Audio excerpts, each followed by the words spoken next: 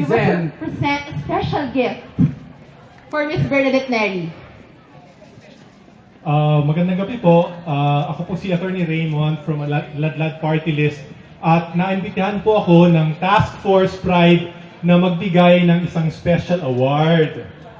Ito pong special award na ito ay para sa pagkilala sa mga efforts ng ibang LGBT activists sa mga groundbreaking work na kailangan. Kasi alam niyo naman po, maraming kailangan gawin sa ating paglalaban para sa equality, and Task Force Pride wants to recognize the work of the author of Ikaklit sa aming hardin, si Det, for her very important work to help more Filipinos, children especially, understand about LGBT families.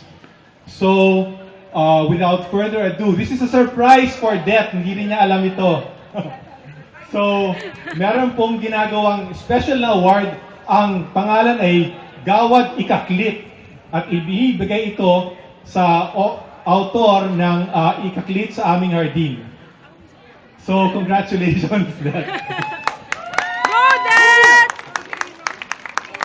Here is a plaque from Task Force Pride. The